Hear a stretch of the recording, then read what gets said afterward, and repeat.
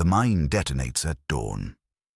June 25th, 1667, year 18 of the siege. 2,000 pounds of Ottoman gunpowder explode beneath the bastion of San Andrea, sending stone and earth and human bodies spiraling into the Mediterranean sky. The sound carries for miles, echoing off the Cretan mountains, rolling across the sea to the Ottoman fleet at the anchor. For a moment, the dust hangs in the air like fog. Then it begins to settle, revealing a breach 60 feet wide, wide enough for an army to pour through, wide enough to end an 18-year siege in a single morning. Ottoman janissaries charge. 10,000 of them, the elite infantry of the world's greatest military power, racing toward the gap in the walls. Their war cry, Allah, Allah, drowns out the screams of the wounded, the crash of falling masonry, the desperate shouts of Venetian officers trying to rally broken men. What happens next should be impossible. From the rubble, from the smoke, from the chaos of the explosion, Venetian soldiers emerge, not retreating, advancing. 300 men against 10,000, armed with swords and pikes and a fury born of 18 years of siege. They plug the breach with their bodies. They fight hand to hand in the ruins, slipping on blood and shattered stone, dying by the dozen but not giving ground. A Venetian captain named Lorenzo Corner leads the counterattack. He is 43 years old. He has been fighting on these walls since he was 25. He has been wounded 11 times. Musket balls, saber cuts, shrapnel from exploding shells. His left arm hangs useless, shattered by grape shot 2 years ago and never properly healed. He fights with his right, his sword rising and falling like a machine, until an Ottoman pike takes him through the chest. He dies standing. His men do not stop. They climb over his body, stepping on the dead to reach the living, pushing the janissaries back inch by bloody inch. By noon, the breach is sealed. Not with stone, there is no time for stone, but with corpses. Venetian and Ottoman bodies stacked like sandbags, a wall of the dead holding back the living. The siege continues. This is not the first such assault. It is not the 5th, or the 10th, or the 50th. For 21 years, the Ottomans will attack, and the Venetians will hold, in a cycle of violence that will consume more lives than most wars in history. How did a merchant republic resist the most powerful empire on earth for a generation? How did a garrison of thousands hold against armies of hundreds of thousands? How did Candia become the graveyard of Ottoman ambition, and what did it cost the men who defended it? The longest siege in recorded history has answers that military textbooks cannot explain. This is the story of those answers. To understand why Candia mattered, you must understand what Crete meant to Venice. The island lies at the crossroads of 3 continents. From its harbors, Venetian galleys could reach Constantinople in 5 days, Alexandria in 4, the Black Sea ports in a week. Cretan wine, olive oil and grain filled Venetian warehouses. Cretan ports sheltered Venetian fleets. For 450 years, since the Fourth Crusade delivered the island to the Republic in 1204, Crete had been Venice's most valuable overseas possession.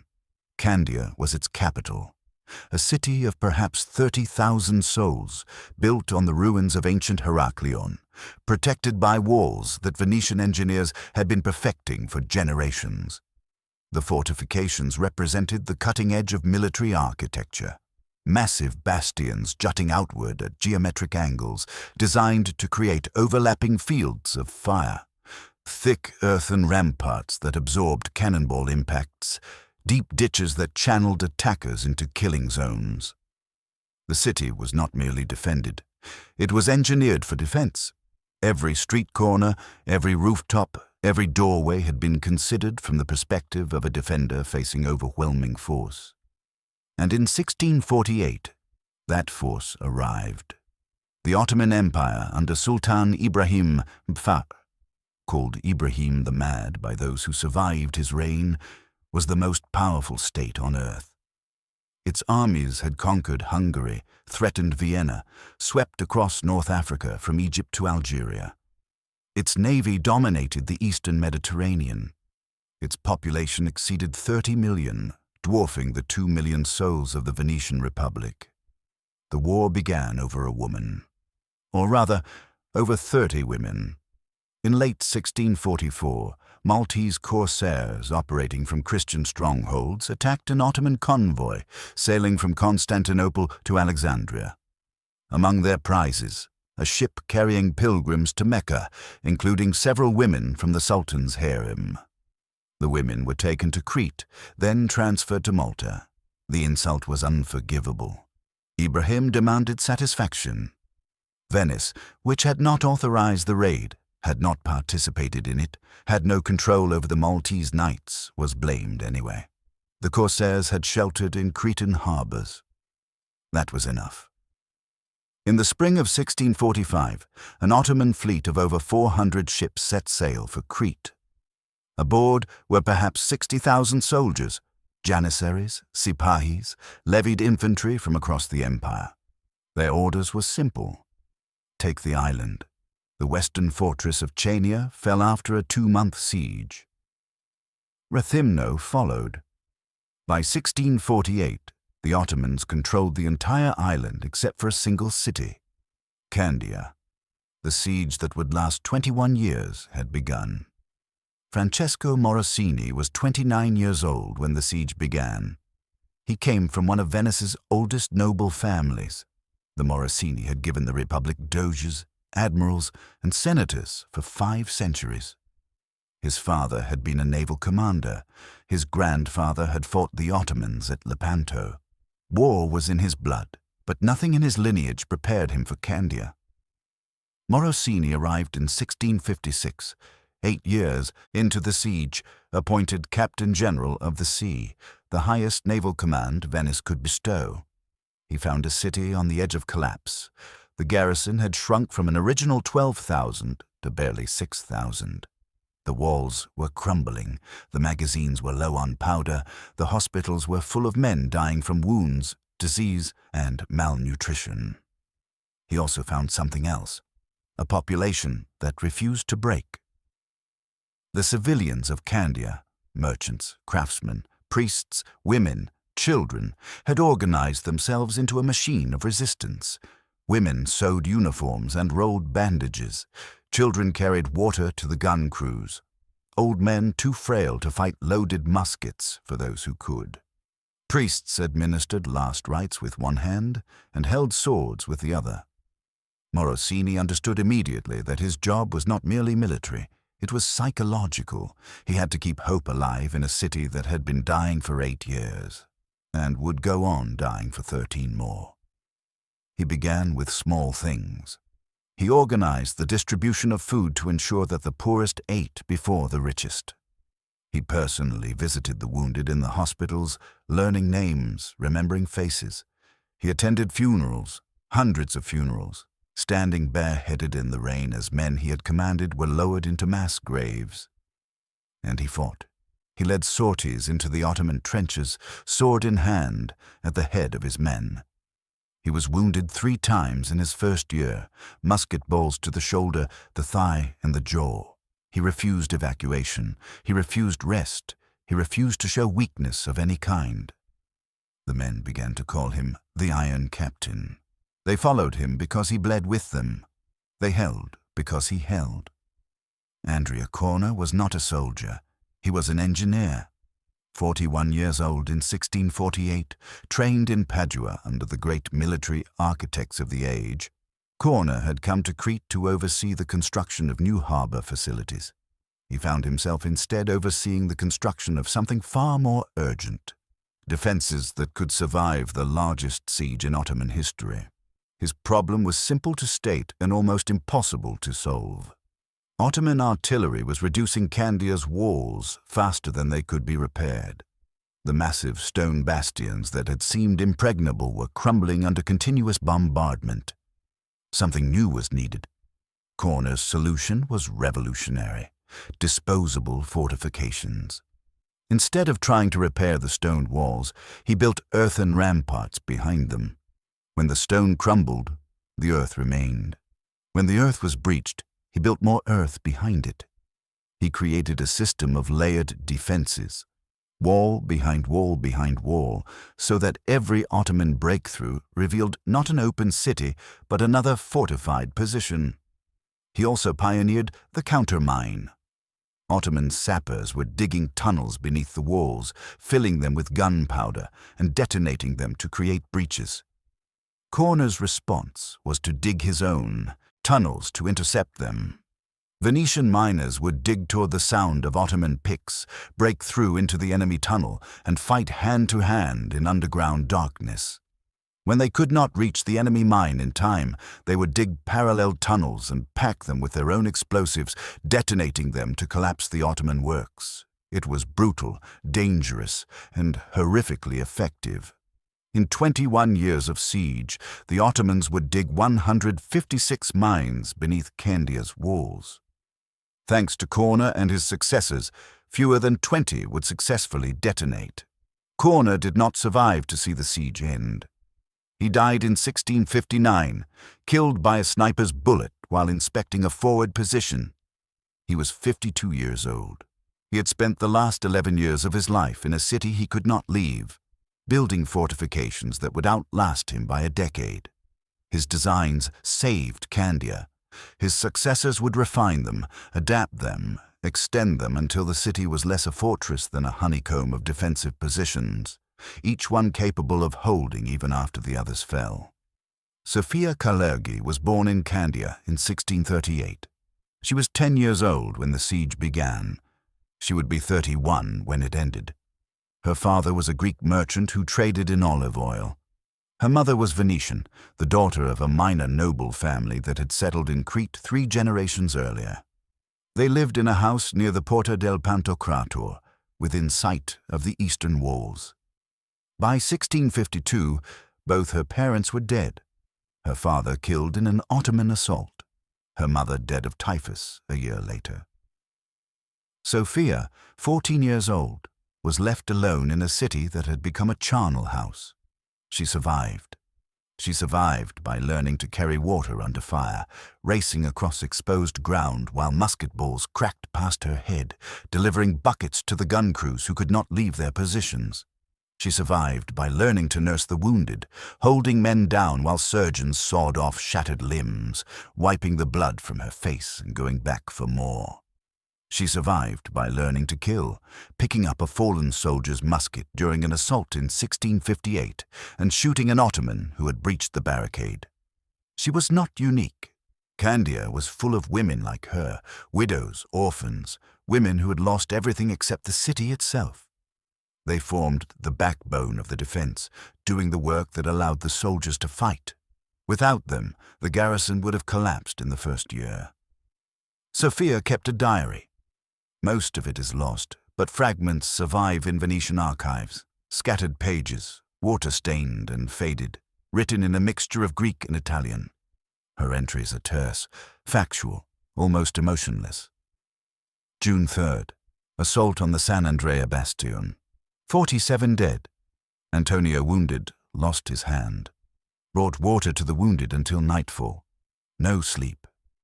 September 19th. Supply ship arrived. Flour, salt, some. Medicine. Not enough. Never enough. Father Demetrios died today. The last priest who remembered my parents. March 7th. My 25th birthday. Celebrated with a cup of watered wine. The Turks are digging again. We can hear them beneath the street. She survived the entire siege.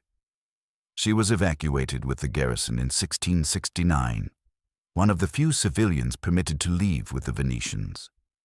She died in Venice in 1702, aged 64, having spent more than half her life in a city under constant bombardment. Her diary ends on September 6, 1669, the day the surrender was signed. It is over. 21 years. I have forgotten what silence sounds like. The Ottomans came with everything they had. Grand Vizier Köprülü Fazıl Ahmed, who assumed command of the siege in 1666, was the most capable military leader the empire had produced in decades. He was methodical, patient, and utterly ruthless. He understood that Candia could not be taken by storm. The Venetian defenses were too strong, the garrison too determined. It would have to be ground down, worn away, reduced to rubble and starvation. He brought 100,000 men to Crete, the largest army the Ottomans had ever committed to a single siege. They arrived in waves, replacements for the dead, fresh regiments to rotate exhausted units, specialists in mining and artillery and siege engineering. The camps around Candia stretched for miles, a temporary city larger than the city they were trying to destroy. The artillery was overwhelming. Ottoman batteries mounted over 200 guns, some of them massive siege cannons capable of firing balls weighing over 100 pounds. They fired continuously, day and night, week after week, year after year. The bombardment never stopped. Even during truces to collect the dead, individual guns would fire, reminding the defenders that there was no escape. The sound alone was enough to drive men mad, a constant rolling thunder that made sleep impossible, that drowned out conversation, that became so pervasive that veterans stopped hearing it consciously but never stopped feeling it in their bones. Soldiers who survived the siege reported hearing phantom cannon fire for the rest of their lives. The mines were worse. Ottoman sappers worked in shifts, digging 24 hours a day. They were drawn from across the empire. Coal miners from Anatolia, silver miners from the Balkans, men who had spent their lives in darkness and knew how to move earth. They dug toward the walls in zigzag trenches, then burrowed beneath them, shoring up their tunnels with timber, filling them with barrels of gunpowder. When a mine was ready, the sappers would withdraw, the fuse would be lit, and the earth would shake. The first successful mine detonated in 1653, 5 years into the siege. It brought down 40 feet of the Martinengo bastion and killed 200 defenders in an instant. The assault that followed nearly took the city. Only a desperate counterattack, led by a one-armed captain named Giacomo Riva, who died plugging the breach with his body, threw the Ottomans back. After that, the mining war became the true Battle of Candia. Imagine darkness so complete that you cannot see your hand before your face. The tunnel is 4 feet wide and 5 feet high, just large enough for a man to crouch, not large enough for him to stand. The air is thick with the smell of earth and sweat and fear. Water drips from the ceiling, running down your neck, soaking your clothes. The timbers creak above you, groaning under the weight of a city. You crawl forward on your hands and knees. Your fingers sink into cold mud. Your breath comes in short gasps. There is not enough air. Never enough air. Behind you, a dozen men follow in single file, carrying picks, shovels, and short swords designed for close quarters combat. Ahead, you can hear them. The scrape of Ottoman picks through the rock, the muffled voices of men speaking Turkish. They are close, 10 feet away, maybe 20. You cannot know exactly. Underground, sound travels strangely, bouncing off walls, amplified by tunnels, distorted by the earth itself. Your orders are simple. Intercept the enemy tunnel before it reaches the wall. Fight the sappers, destroy their work, stop the mine. You reach the end of your tunnel. The wall of earth before you is thin. You can feel it shifting as the Ottomans dig from the other side. You press your ear to the dirt and listen. They are directly ahead. Inches away, you signal to your men. They ready their weapons. Someone whispers a prayer, then you dig. Your pick breaks through into the Ottoman tunnel. Air rushes past you, their air mixing with yours. For an instant, you see nothing but darkness. Then a torch flares somewhere ahead, and you see them, Ottoman sappers, frozen in surprise, their faces pale in the firelight. There is no room to swing a sword, no space to aim a pistol. You fight with daggers, with picks, with bare hands. Men scream in languages you do not understand. Bodies thrash in the mud, grappling, choking, dying. The torch goes out, and the battle continues in absolute darkness, blade finding flesh by sound and instinct. Minutes pass, or hours. You cannot tell. When it ends, you're alive. Some of your men are not. You crawl back toward your own lines, dragging the wounded, leaving the dead where they fell. Tomorrow, you will do it again. This was the reality of the tunnel war at Candia. For 21 years, men fought in darkness beneath the earth, in battles that no chronicler witnessed and no general commanded. They died by the hundreds, crushed in cave-ins, drowned in flooded tunnels, burned alive when powder charges detonated prematurely. The Venetians called these underground fighters the moles. The Ottomans called them the earth warriors. Both sides recognized them as a breed apart, men who had learned to navigate by sound and touch, who could fight effectively in spaces too small to stand, who had accepted a form of warfare that drove many men to madness. Most of them died underground. Their bodies were never recovered, never buried with proper rites. They lie there still, somewhere beneath modern Heraklion, in tunnels that collapsed centuries ago and have never been excavated. Venice tried. God knows, Venice tried. Every year, the Republic assembled what it could, stripping arsenals, conscripting sailors, melting church bells for bronze, pawning state treasures to fund one more expedition. The arsenal of Venice, once the largest industrial complex in Europe, worked day and night. Shipwrights, who had known peacetime only as children, now grew old, building vessels that would never return. The supply runs began in the first year and continued for 21 years without interruption. Through calm seas and winter storms, through Ottoman blockades and running battles, through years when it seemed the city must surely have fallen, the ships kept coming. Consider what this meant in practice. A Venetian supply convoy assembling in the lagoon would typically number between 15 and 40 vessels. Galleys provided escort, sleek warships powered by oar and sail, their bronze cannons gleaming in the Adriatic sun. Transport ships carried the cargo, barrels of gunpowder wrapped in oilcloth to keep out moisture. Cannons lashed to the decks, crates of muskets and pikes, sacks of grain and salt pork, casks of wine and water, bundles of cloth for bandages, chests of medicine that the surgeons had specifically requested. And men, always men. Soldiers recruited from the terra firma, Venice's mainland territories. Volunteers from across Italy, drawn by pay or piety or the promise of adventure. Mercenaries from Germany, Switzerland, the Balkans. Professional killers who went where the money was. Engineers, surgeons, priests, administrators. Every expedition carried human cargo more precious than any material. The journey from Venice to Candia covered approximately 1,000 miles.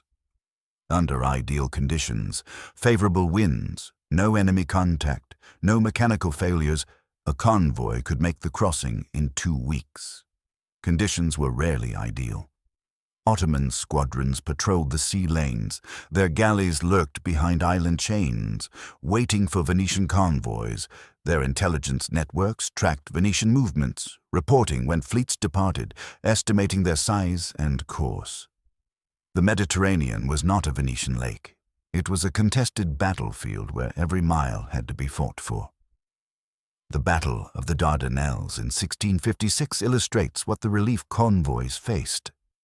In May of that year, a Venetian fleet of 29 warships under Admiral Lorenzo Marcello attempted to break the Ottoman blockade and deliver desperately needed supplies to Candia. The Ottoman fleet, 57 vessels, nearly double the Venetian strength, moved to intercept. The battle lasted 2 days. The first engagement occurred in the narrow straits, where the Ottomans held the advantage of position. Marcello's galleys attacked anyway, rowing directly into the Ottoman line, their bow cannons blazing. The crash of ships colliding, the splintering of oars, the screams of men crushed between hulls, the sound carried to watchers on both shores. Marcello's flagship, the Capitana, led the assault. She rammed an Ottoman galley amidships, her bronze ram crushing through the enemy hull like a knife through bread. Venetian marines poured across the wreckage, fighting hand-to-hand on decks slippery with blood. They took the ship, then took another, then another, pushing deeper into the Ottoman formation. By nightfall, 15 Ottoman vessels had been captured or sunk. The Venetians had lost 4 ships and perhaps 800 men. Marcello himself was wounded. A musket ball had shattered his left arm, but he refused to withdraw. The convoy had to get through. The second day brought a different kind of battle. The Ottomans, regrouped overnight, attacked at dawn with fire ships. Old hulks packed with combustibles set ablaze and steered toward the Venetian fleet. The Venetians scattered, trying to avoid the floating infernos, their formation breaking apart. In the chaos, 3 supply ships were captured. 2 more ran aground trying to escape and had to be abandoned. A galley caught fire and exploded, killing everyone aboard. Over 200 men vanished in an instant of flame and thunder.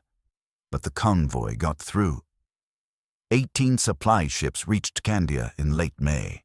They carried 3,000 soldiers, 60 cannons, and enough gunpowder for 6 months of bombardment. The garrison, which had been rationing its last barrels, could fight again. Admiral Marcello did not survive the year. His arm wound turned gangrenous, and he died in September, aged 44.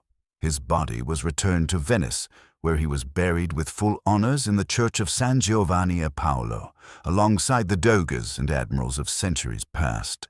His epitaph reads simply, "He delivered the supplies." In 1656 alone, 6 Venetian relief expeditions reached Candia. Think about that number. 6 expeditions in a single year, each one requiring months of preparation, the assembly of ships, the recruitment of crews, the gathering of supplies, each one running the Ottoman gauntlet, fighting its way through blockades, arriving with whatever it had managed to save. The 6 expeditions of 1656 brought 8,000 fresh soldiers, 300 cannons, and enough gunpowder to sustain the defense for another year. They delivered medicine, food, tools, cloth, money. They evacuated the worst of the wounded, men who could no longer fight but might survive if they reached the hospitals of Venice. They lost 15 ships getting through, 15 vessels captured, sunk, or wrecked, each one representing an investment of thousands of ducats, years of labor, irreplaceable materials. They lost 2,000 sailors, drowned, killed in battle, taken prisoner to be sold in Ottoman slave markets. 2,000 sailors in a single year, for a single destination. The Venetian Republic's total population was barely 2 million souls. Its pool of experienced sailors was perhaps 50,000 men. Every loss at sea was a wound that could not quickly heal. Train a new sailor. That required years at sea, learning wind and wave and the 1,000 skills of seamanship. You could not replace 2,000 sailors with 2,000 landsmen. You could only accept diminished capability and carry on. The treasury bled as surely as the fleet. Venice was wealthy. The accumulated profits of centuries of Mediterranean trade had filled the Republic's coffers with gold. But wealth is not infinite. Each expedition cost tens of thousands of ducats. The 21 years of the siege consumed resources on a scale that beggared comprehension. The Republic levied special taxes, it sold offices, it borrowed from the great banking houses of Europe at ruinous interest rates. It melted down silver plate from noble households, requisitioned jewels from convents, stripped the gold leaf from public buildings. By 1660, the treasury was empty. By 1665, Venice was mortgaging its future to pay for its present.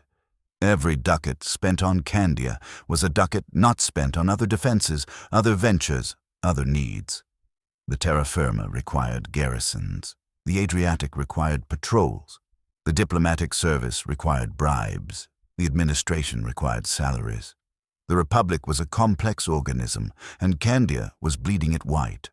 But Venice alone could not sustain a 21-year siege against the Ottoman Empire. The mathematics were simple and brutal. Venice had 2 million people. The Ottoman Empire had over 30 million. Venice could field perhaps 20,000 soldiers and 50 major warships. The Ottomans could field hundreds of thousands of soldiers and hundreds of warships. In any war of attrition, the smaller power must lose, unless it finds allies. Venice begged for help. The Venetian ambassadors in every capital of Europe, Rome, Paris, Madrid, Vienna, London, delivered the same message with variations suited to their audience. To the Pope, this is a holy war, a crusade against the infidel, a defense of Christendom's eastern frontier. To France, the balance of power requires that no single empire dominate the Mediterranean. To Spain, your trade routes depend on Venetian control of the sea lanes. To the Habsburgs, today Crete, tomorrow Hungary, then Austria itself. The arguments were sound. The logic was impeccable. The appeals were moving, and they achieved almost nothing. The Pope sent money. In fairness, Rome sent a great deal of money. Pope Innocent X, and after him Alexander VII, understood that Candia was a front line in the eternal war between Christendom and Islam. They opened the papal treasury, levied special contributions from the faithful, diverted funds from other projects. Over the course of the siege, Rome provided perhaps 5 million scudi to the defense of Candia, an enormous sum, enough to fund the construction of multiple churches, to feed armies, to change the course of lesser wars. The money flowed to Venice in annual installments, allowing the Republic to continue its relief efforts when its own treasury was exhausted. But money could not hold wars. The Pope could not send armies. The Papal States possessed only a modest military force, sufficient for local defense and ceremonial purposes, utterly inadequate for a major campaign. Rome had no navy worthy of the name, a few galleys for coastal patrol, nothing that could challenge the Ottoman fleet, and the Pope's authority over other Christian powers was moral, not material.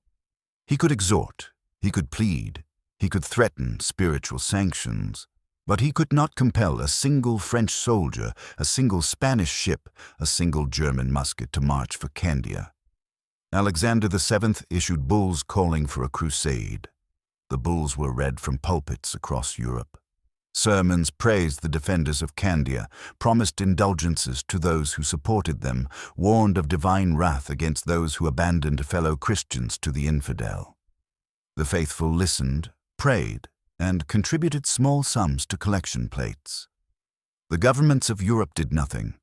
France sent promises that came to nothing. Cardinal Mazarin, chief minister of Louis XIV during the king's minority, understood the strategic importance of the Eastern Mediterranean. He saw the value of supporting Venice against the Ottomans. He made sympathetic noises, offered encouraging words, hinted at future assistance. He sent nothing. France was at war with Spain, the grinding conflict that would eventually produce the Peace of the Pyrenees in 1659. Every French soldier, every French ducat, every ounce of French attention was focused on the Spanish threat. Crete was far away. Spain was next door. The choice was obvious. After Mazarin's death in 1661, Louis XIV assumed personal rule. The young king had ambitions, vast ambitions that would eventually embroil France in wars across Europe.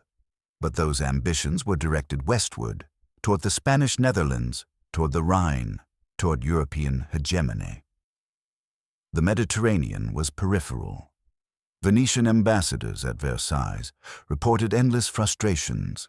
The king received them graciously. He expressed sympathy for Venice's plight. He acknowledged the importance of resisting Ottoman expansion. He promised to consider assistance when circumstances permitted. Circumstances never permitted.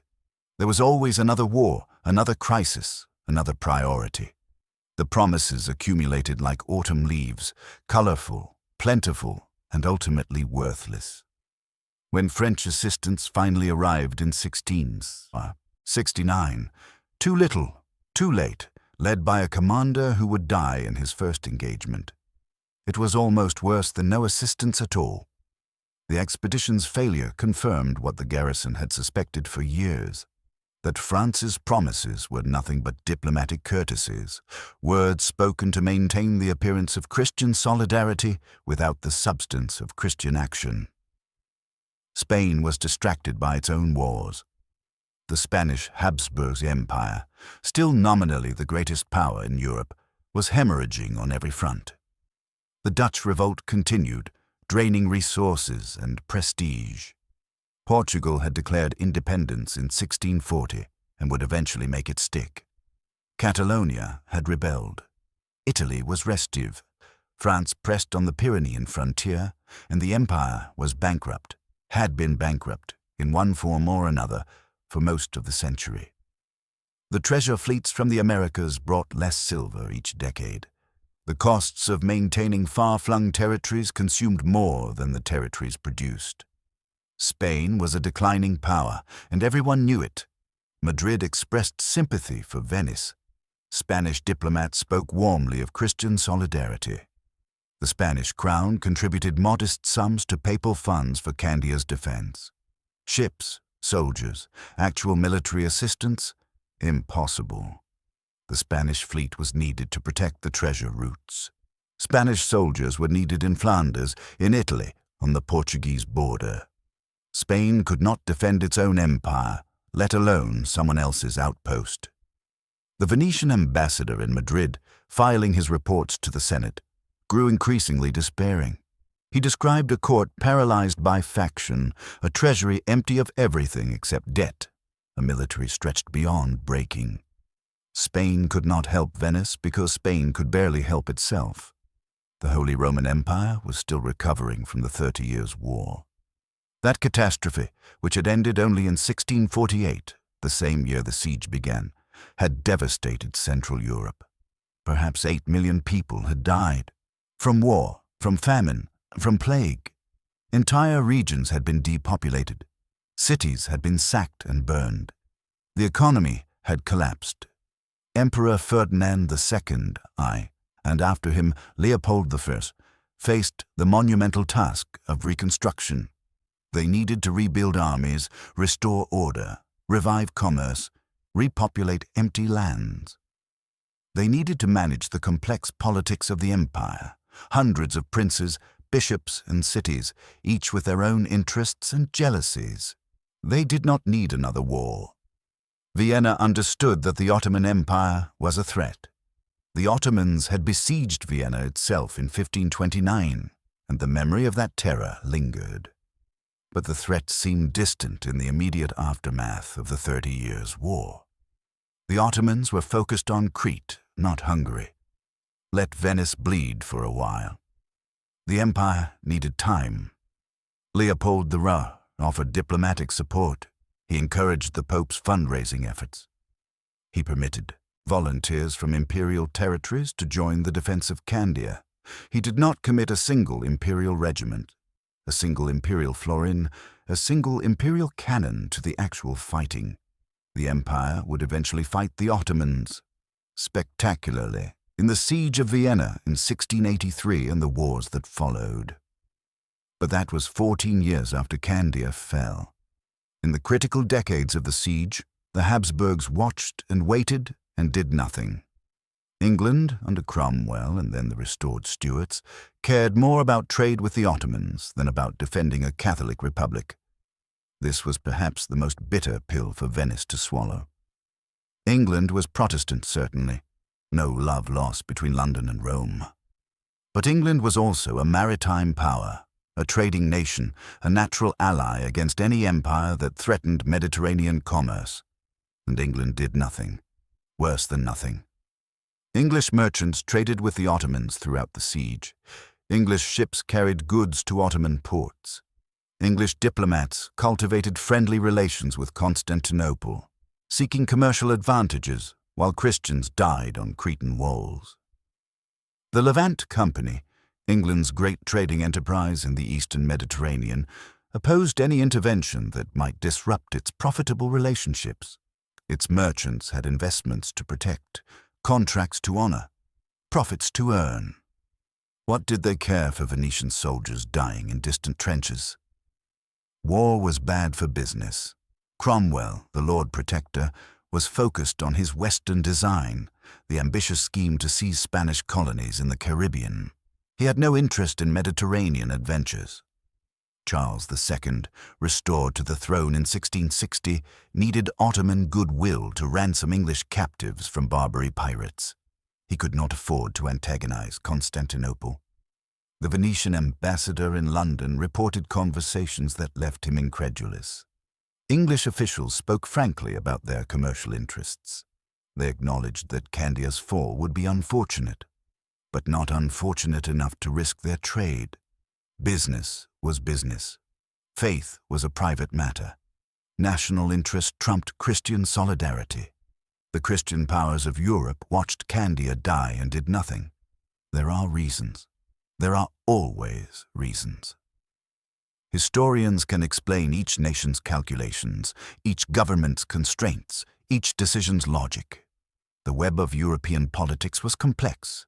The competing interests were real. The obstacles to coordinated action were substantial. But the garrison at Candia did not care about reasons. They cared about the supply ships that arrived half empty because France had promised troops and then withdrawn the promise. They cared about the cannons that burst from overuse because no replacement artillery came from Spain. They cared about the medicine that ran out because papal funds could not buy what was not for sale.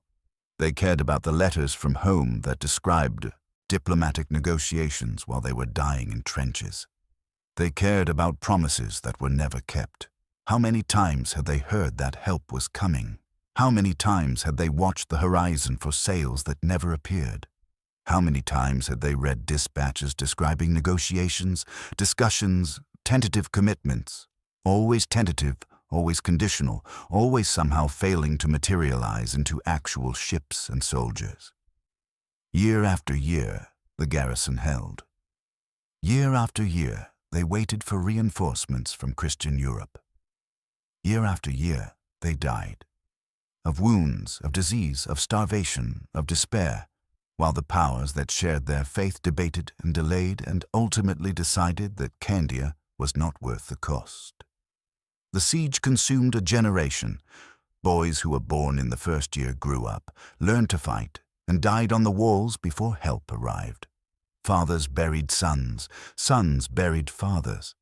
The mass graves outside the walls filled with bodies that had waited for salvation until their waiting ended. And still, Europe did nothing. Francesco Morosini wrote letter after letter, dispatch after dispatch, begging for help. His early correspondence was diplomatic, carefully phrased, respectful of the complex politics that constrained potential allies. He understood that Venice could not demand what it could not compel. He made arguments. He cited shared interests. He appealed to honor, to faith, to strategic calculation. As the years passed, his words grew harder. By 1660, a decade into the siege, his dispatches had acquired an edge of bitterness that no diplomatic training could conceal. He described conditions in Candia with brutal honesty. The dwindling garrison, the crumbling walls, the dead piling up faster than they could be buried. He asked, with barely controlled fury, where the promised assistance had gone. By 1665, his correspondence had become openly accusatory. He wrote to the Doge and Senate describing the empty promises of France, the hollow sympathies of Spain, the commercial cynicism of England. He spared no one. He named names. He quoted broken commitments. He demanded that Venice's diplomatic representatives confront their host governments with the truth, that Christendom was abandoning its defenders. His letters to the Pope were particularly pointed. Rome had sent money. Morosini acknowledged this, but money without men was meaningless. The garrison needed soldiers. It needed sailors to crew relief ships. It needed engineers to rebuild walls that Ottoman artillery destroyed faster than they could be repaired. Gold could not hold a breach. Scudi could not stop a janissary charge. The general sentiment of his correspondence was unmistakable. Venice bleeds while Christendom watches. We hold the line that protects all of Christian Europe from Ottoman expansion. We die in trenches while French courtiers dance at Versailles, and Spanish grandees plot against each other and English. Merchants count their profits. We will hold it until we die, but know that our deaths are on your conscience. Some of his letters survive in Venetian archives. They are difficult to read, not because of the handwriting or the archaic language, but because of the emotion that bleeds through the formal diplomatic phrasing. Here was a man watching his soldiers die year after year, while the powers that should have saved them found endless reasons to do nothing. His final dispatches, written in the last months before surrender, contain passages of such naked despair that even centuries later they have the power to move. He had given everything, his men had given everything, and it had not been enough, not because of Ottoman strength, but because of Christian weakness. The Siege of Candia was not lost on the walls. It was lost in the council chambers of Paris and Madrid and Vienna and London, where men who would never hear a cannon fired decided that one Venetian outpost was not worth the cost of defending. Morosini knew this. He wrote it down. He made sure that history would record not just the heroism of the defenders, but the shame of those who abandoned them. Venice bleeds, he wrote.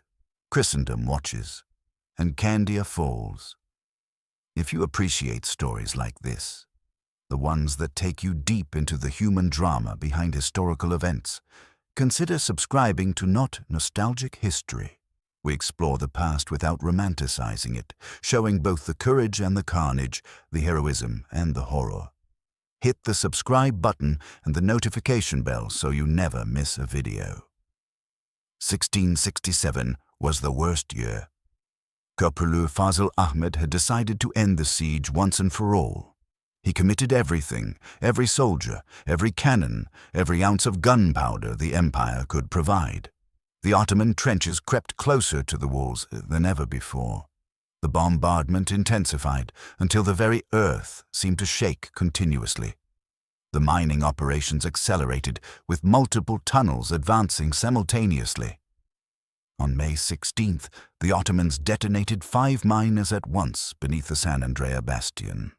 The combined explosion was the largest man-made blast in human history up to that point.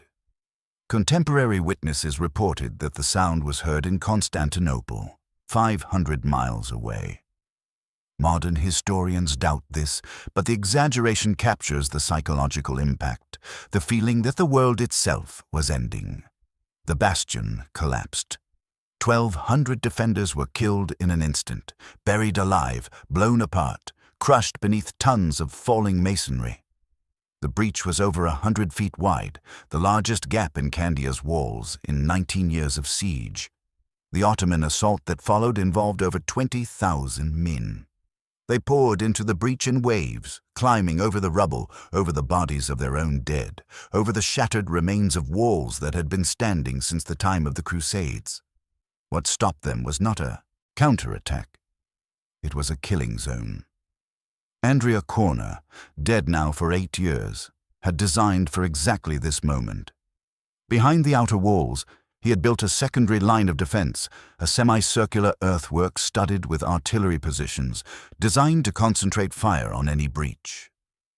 The Venetian guns opened up at point-blank range, firing grape shot and chain shot into the packed Ottoman formations. The slaughter was indescribable. Thousands of men fell in minutes, mowed down by artillery they could not reach, trapped in a breach that had become a trap. Those who pushed forward were cut down. Those who tried to retreat were pushed back by their own reinforcements. The breach became a charnel house, corpses piling higher than a man could stand. By nightfall, the Ottomans had withdrawn. They left over 6,000 dead in the breach, so many bodies that the Venetians could not clear them. For weeks afterward, the stench of death hung over the city, inescapable, a constant reminder of what the siege had cost. The Venetians had lost 2,000 men, killed or wounded beyond recovery. Out of a garrison that now numbered barely 5,000, this was a catastrophic loss. But they had held. Once again, impossibly, they had held. June 25th brought the assault on San Andrea that opened our story. 2,000 pounds of gunpowder, 60 feet of breach, 10,000 Janissaries charging into the gap, 300 Venetians plugging it with their bodies. By summer's end, the garrison had shrunk to 3,800 men. The walls were breached in over a dozen places, patched with earth and timber and anything the defenders could find. The hospitals were full beyond capacity, with wounded men lying in the streets because there was no room inside. The food was running out. The relief ships that had gotten through in spring had brought less than expected, their cargoes depleted by fighting and spoilage. Francesco Morosini looked at his city and saw the end approaching. He did not say so. He could not say so. His job was to maintain hope, to keep men fighting who had every reason to give up. He walked the walls every day, visible and calm, showing no fear. He attended funerals and visited hospitals. He wrote to Venice requesting reinforcements he knew would not come. And he prepared for the final act. In late 1668, a miracle seemed to happen. Louis XIV of France, the Sun King, finally responded to Venice's pleas. He committed a significant force to the relief of Candia, approximately 6,000 French soldiers, plus dozens of ships under the command of the Duke of Beaufort, François de Vendôme, one of the most celebrated military commanders in France. The expedition arrived in June of 1669, 21 years into the siege. For the first time since the war began, the garrison had reason to hope. French professional soldiers, veterans of European wars, well-equipped, well-fed, eager for glory, would reinforce the exhausted Venetians. Perhaps the tide could be turned. Perhaps Candia could be saved. The hope lasted less than 3 weeks. On June 25th, the French launched a major sortie against the Ottoman siege lines. The plan was ambitious: break through the trenches, spike the Ottoman guns, disrupt the mining operations. Beaufort himself led the attack, confident in French arms. The battle was a disaster. Ottoman defenders, forewarned by their scouts, were waiting. The French assault bogged down in the maze of trenches, taking fire from multiple directions. Beaufort pushed forward anyway, deeper and deeper into the Ottoman works, until his force was surrounded. The Duke of Beaufort was killed. His body was never recovered, lost somewhere in the Ottoman trenches, stripped by looters, buried in an unmarked grave. Nearly 1,000 French soldiers died with him, cut down in a single afternoon.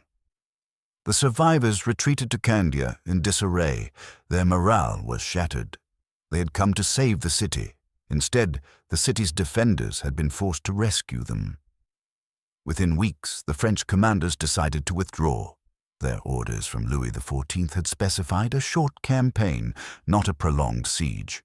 With Beaufort dead and their best troops slaughtered, they saw no point in continuing. By August, the French fleet had sailed away, leaving Candia worse off than before. The garrison now numbered barely 3,600 men. The walls were crumbling. The powder was nearly gone. The food would last perhaps 2 more weeks. Francesco Morosini looked at his city and knew that the end had come. Let us count the cost. 21 years of siege.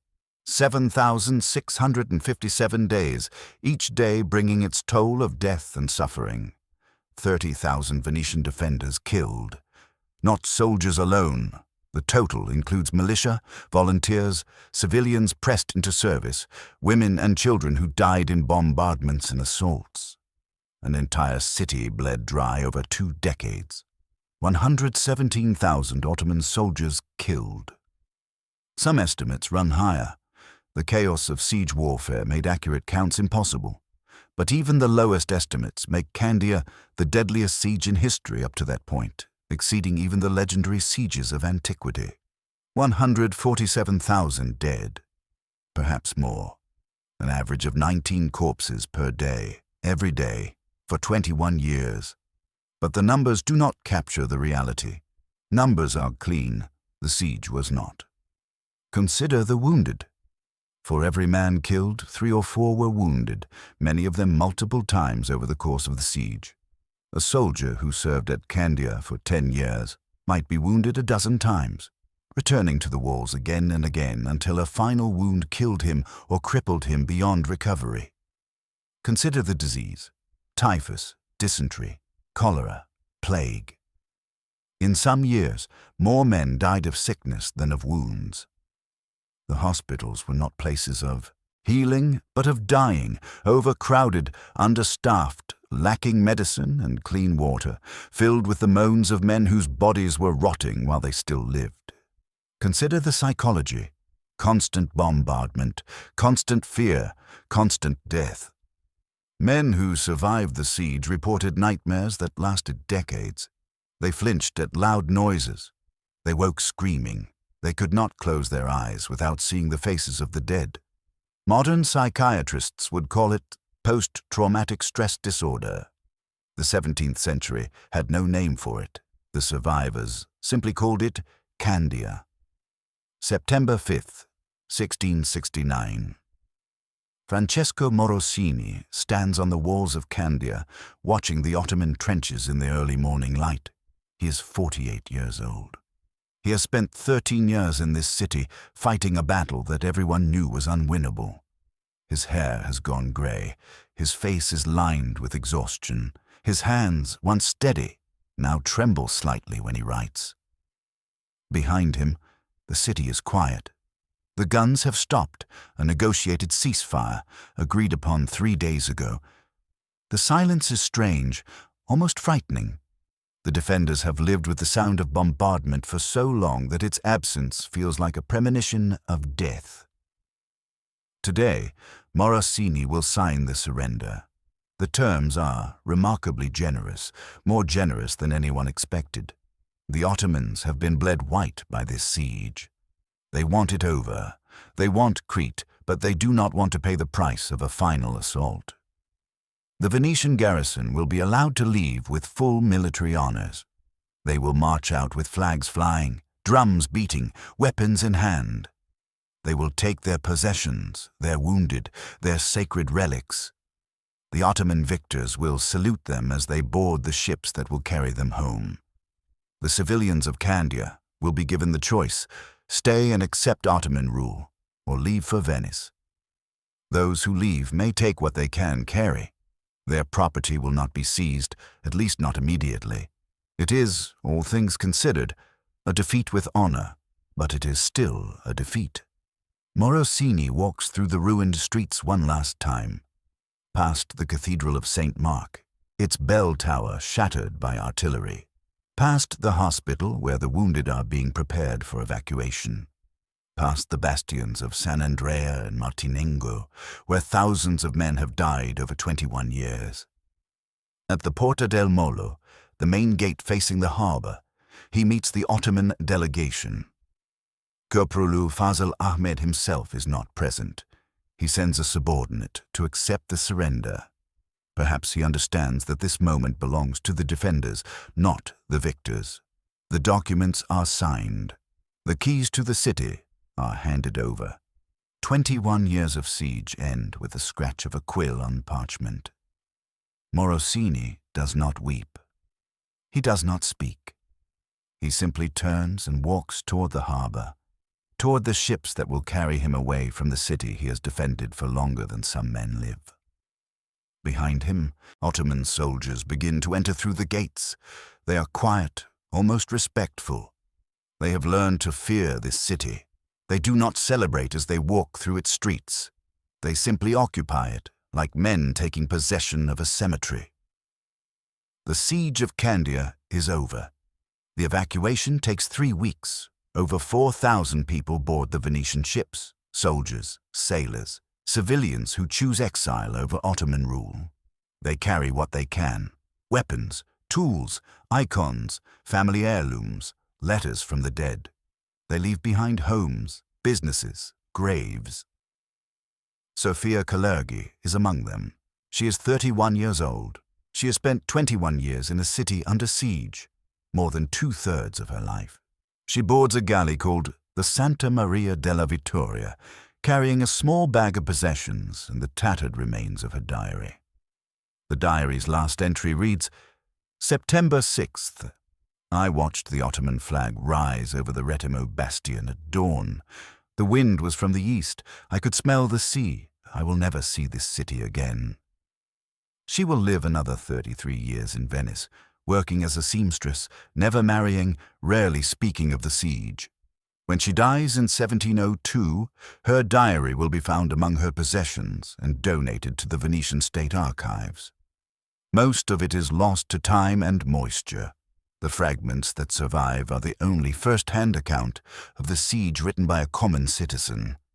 Francesco Morosini boards his flagship on September 27th. He is the last Venetian officer to leave Candia, supervising the evacuation until the final boat departs. As his ship passes the harbor mouth, he looks back at the city. The Ottoman flag flies over the Martinengo bastion. Smoke rises from somewhere in the old city, perhaps a fire, perhaps just cooking smoke. The walls that he defended for 13 years are small now, shrinking as the ship moves toward the open sea. He turns away. He will return to Venice, where he will be blamed for the defeat despite his heroic defense. He will spend years in political wilderness, defending his reputation against critics who never set foot in Candia. He will write reports and memorials and justifications that fill volumes in the Venetian archives. And then, in 1684, he will return to war. The fall of Candia was not the end of Venice's war with the Ottomans. It was the beginning of a new phase. In 1684, Venice joined the Holy League, a coalition of European powers organized by Pope Innocent XI to push back the Ottoman tide. Francesco Morosini, now 63 years old, was appointed commander of Venetian forces. He was too old for war, his body broken by decades of service, his mind scarred by memories of the siege. He went anyway. What followed was the most remarkable second act in Venetian military history. Morosini led Venetian forces to victory after victory, reconquering the Peloponnese Peninsula, capturing Athens, pushing the Ottomans back across the Aegean. The empire that had bled Venice for 21 years at Candia now found itself on the defensive, losing territory it had held for centuries. In 1688, Morosini was elected Doge of Venice, the highest honor the Republic could bestow. He was the first Doge elected primarily for military achievement, the first to be celebrated as a conquering hero rather than a skilled politician. He died in 1694, still in the field, still fighting. He was 75 years old. He had spent 48 years at war with the Ottoman Empire, more than half his life. His epitaph in Venice's church of Santo Stefano calls him Peloponnesiaco, the conqueror of the Peloponnese. But the men who served with him remembered him differently. They remembered him as the Captain General of Candia, the man who held the line for 21 years, the man who refused to break. The Ottoman Empire won the Siege of Candia. They took the city, the island, and control of the eastern Mediterranean. By any conventional measure, they achieved their objectives. But victory at Candia came at a price that would haunt the empire for generations. 117,000 dead. The flower of the Janissary Corps, the empire's elite infantry, slaughtered in trenches and tunnels and assaults that achieved nothing. Generals, engineers, specialists, men whose skills could not be easily replaced, killed in a siege that should have lasted months, not decades. The treasury was drained. The siege consumed resources on a scale the empire had never experienced. Taxes rose across Ottoman lands. Soldiers went unpaid. The civil administration suffered as funds were diverted to the military. And for what? An island, a city, a strategic position that the Ottomans would hold for barely a century before losing it again. Some historians argue that Candia marked the beginning of Ottoman decline. the first clear sign that the empire had overextended, that its military machine was no longer capable of the rapid conquests that had built its power. This may be overstated. The empire would remain powerful for another 2 centuries, but Candia planted seeds of doubt. The Ottomans had won, but they had learned that victory could cost more than defeat. Venice, too, paid a terrible price. 30,000 dead. A generation of young men fed into a siege that everyone knew was ultimately hopeless. The treasury exhausted, the fleet depleted, the Republic's position in the Mediterranean permanently weakened. But Venice learned something different from Candia. Venice learned that it could endure. For 21 years, a merchant republic with 2 million citizens had held off an empire of 30 million. Venetian engineers had outthought Ottoman generals. Venetian civilians had outfought Ottoman soldiers. Venetian ships had run blockades, delivered supplies, evacuated the wounded, maintaining a lifeline across hundreds of miles of hostile sea. The Republic of Venice would survive for another century after Candia, until Napoleon's armies finally extinguished it in 1797. In those final years, Venetians would look back at the siege as the supreme test of their national character, the moment when everything that Venice believed about itself was put to the ultimate trial. They had lost the city, but they had not lost their honor. What does Candia teach us? It teaches us that military mathematics are not destiny. By every calculation of force and supply and strategic position, Candia should have fallen in 1649. It did not fall for 20 more years. Human will, human ingenuity, human stubborn refusal to accept the inevitable, these factors confounded the calculators. It teaches us that small forces can resist large ones if they are defending prepared positions with sufficient determination. The Venetians at Candia were outnumbered 10-1, sometimes 20-1. They held because their walls were strong, because their engineers were brilliant, and because their soldiers were willing to die in place rather than retreat. It teaches us that sieges are not glorious. They are grinding, brutal, dehumanizing affairs in which more men die of disease than of wounds, in which the lines between soldier and civilian blur and disappear, in which children grow up knowing nothing but war. The romance of sieges exists only in the imaginations of those who have never experienced them, and it teaches us that some things are worth defending even when defense is hopeless. The Venetians at Candia knew they could not win. They knew that sooner or later the city would fall. They fought anyway, not for victory, but for meaning. They fought because the city was their home. They fought because the Republic had asked them to. They fought because surrender was unthinkable, even when defeat was inevitable. In the end, they lost. But they lost on their own terms, with their honor intact, their flags still flying. They marched out of Candia as soldiers, not as slaves. They sailed home to a republic that would remember their sacrifice for generations. 21 years, 147,000 dead. The longest siege in human history. And when it was over, the men who survived had proven something that all the Ottoman cannons could not destroy, that a free people, fighting for their own land, can hold against impossible odds for longer than anyone believes possible. This is the legacy of Candia. This is what the siege means. And this is why, 500 years later, we still remember the men who held the walls. Walk the streets of modern Heraklion, the city that was once Candia, and you will find traces of the siege everywhere. The Venetian walls still stand, massive and imposing, circling the old city center. They are weathered now, pockmarked by bullets and shells, patched with modern concrete where centuries of warfare and earthquakes have taken their toll. But they remain. Testament to the engineers who built them, to the soldiers who defended them, to the civilians who died behind them.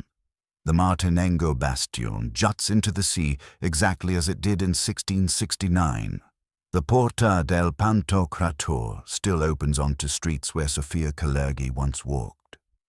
The harbour where Francesco Morosini embarked for the last time is still filled with ships, though now they carry tourists instead of soldiers. Beneath the streets, the tunnels remain. Most are collapsed, flooded, inaccessible. But archaeologists have explored some of them, finding shattered timbers, corroded tools, and human bones, the remains of the underground war that claimed so many lives. The Venetian lion of St. Mark still gazes from walls and fountains and public buildings, a reminder of 4.5 centuries of Venetian rule. The Ottoman mosque built after the conquest stands near the Venetian cathedral. 2 faiths, 2 empires, coexisting in stone as they never could in life. And somewhere beneath the city, in tunnels that have never been excavated, in collapsed trenches and forgotten mass graves, the dead of the siege still lie. Venetian and Ottoman, Christian and Muslim, officer and private, soldier and civilian, all equal now, all silent, all part of the earth that they fought and died for. 21 years, the longest siege in recorded history, a battle that consumed more lives than most wars, that bled 2 empires, that proved both the terrible cost and the extraordinary power of human resistance. The men who fought at Candia are gone. The empires they served are gone. The causes they died for are forgotten by most of the world. But the wars remain. And as long as they stand, the Siege of Candia will not be entirely forgotten. This is how Venice held off the Ottoman Empire for 21 years. This is what it cost, and this is why it matters.